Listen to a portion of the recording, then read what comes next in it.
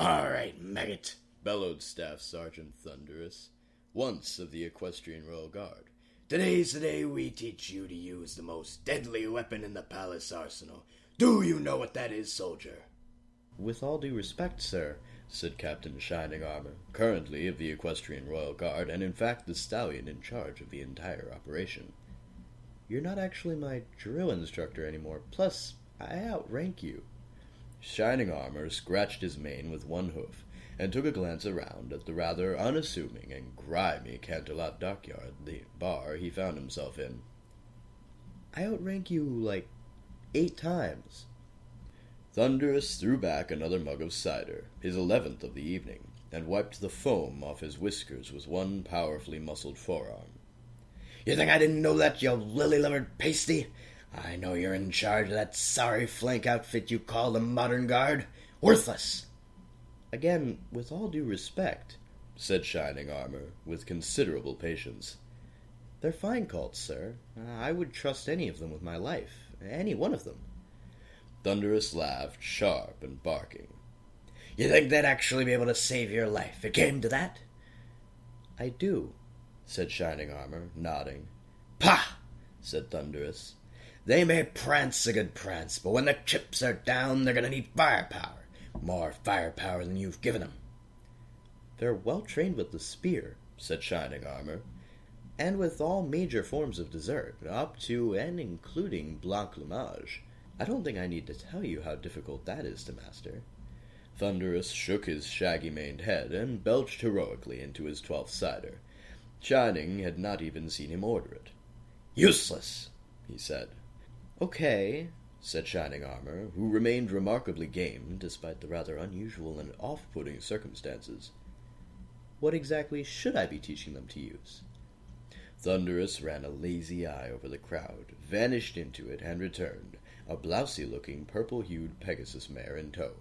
The wife, he said, apparently in introduction.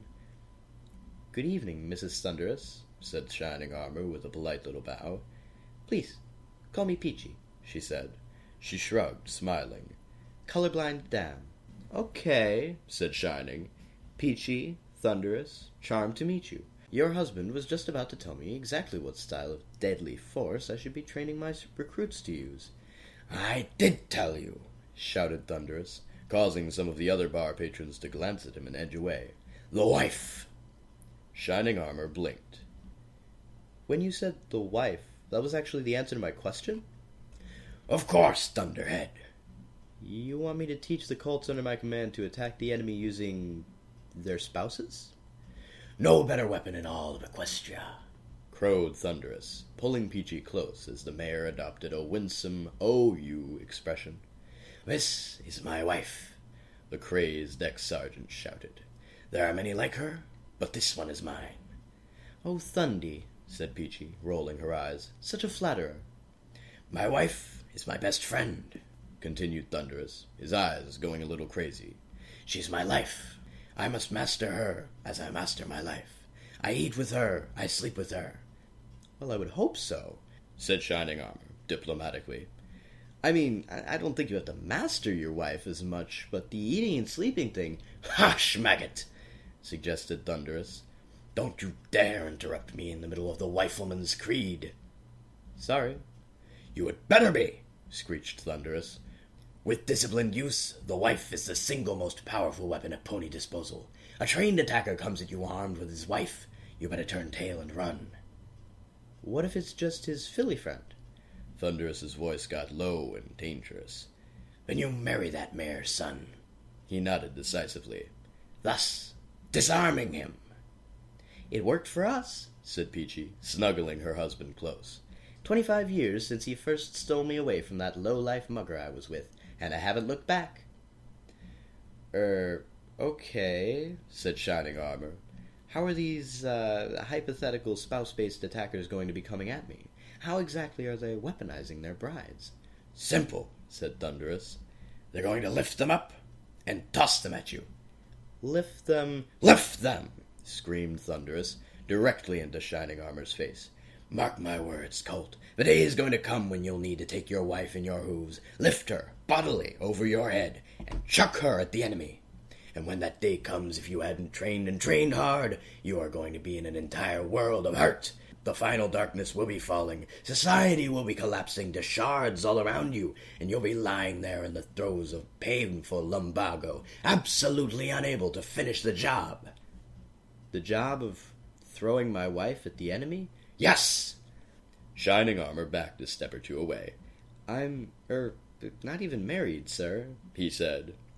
No excuses, screamed Thunderous.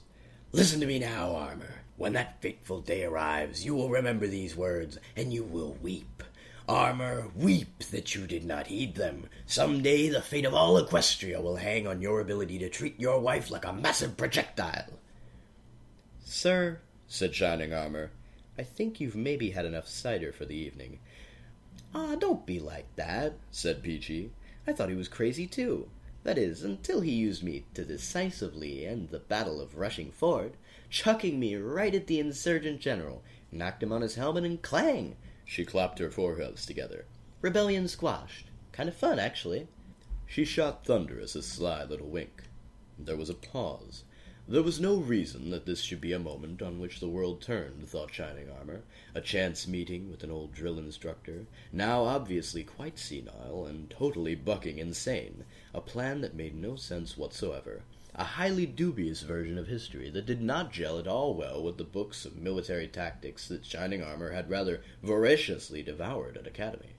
But nonetheless the air seemed to thicken around him, as though destiny was pressing down on the three of them with an iron hoof.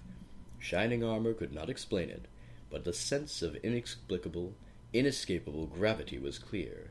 What he said here tonight, right now, had the power to shape the future of Equestria.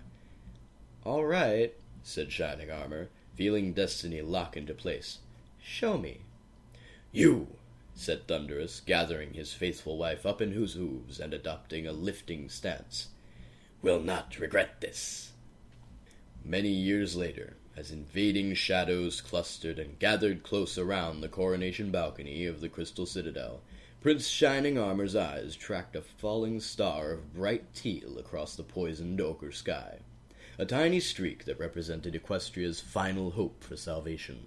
If some pony could fly up to it, catch it in her hooves, and snatch it away from the ravenous jaws of the spirit of the ancient and deposed Unicorn King, then the Crystal Empire and, by proxy, all of the world would be preserved. But Cadence was too weak from exertion to execute a proper Pegasus takeoff, and even if his own horn had not been neutralized by dark crystal magic, the falling heart was well out of his telekinetic range. There was indeed only one plan left. He glanced at his beautiful young bride. She glanced back at him. They nodded at one another.